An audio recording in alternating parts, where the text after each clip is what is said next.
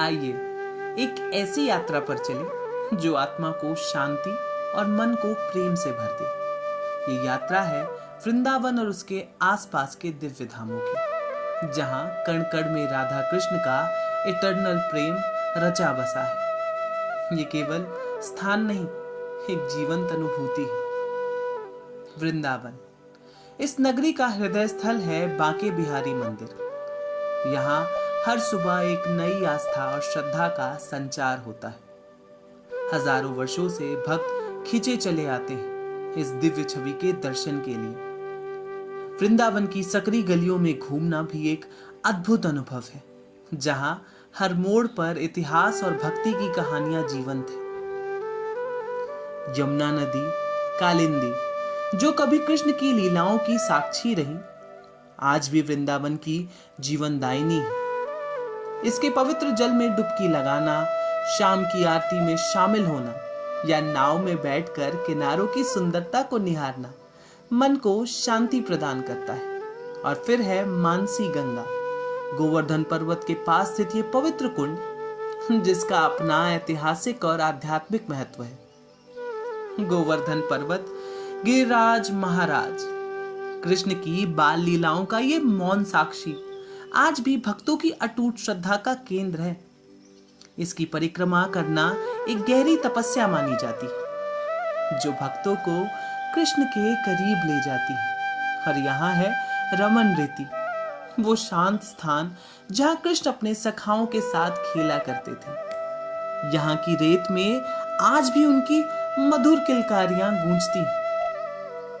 अब हम पहुंचते हैं बरसाना, राधा रानी की जन्मभूमि। यहाँ की हवा में प्रेम और भक्ति का एक अलग ही रंग घुला हुआ है। और जब होली आती है तो ये नगरी रंगों और उल्लास से भर उठती है। ये एक अनूठा दृश्य होता है जब लड़के सखियों का वेश धारण कर पारंपरिक नृत्य करते हैं, कृष्ण और राधा के प्रेम की कहानियों को जीवंत करते हैं। मथुरा भगवान कृष्ण की जन्मस्थली। यहाँ आकर आप इतिहास और आध्यात्मिकता के संगम को महसूस कर सकते हैं। कृष्ण जन्मभूमि मंदिर इस नगरी का सबसे महत्वपूर्ण स्थान है। मथुरा के जीवंत बाजार भी अपनी अलग पहचान रखते हैं, जहाँ आपको स्थानीय कला और संस्कृति की झलक मिलती है। और वृंदावन के ये नटखट निवासी बंदर, ये हर जगह अपनी मस्ती में दिख जाएंगे। कभी पेड़ों पर उछलते कूदते, तो कभी मंदिरों की दीवारों पर बैठे अपनी शरारतें करते।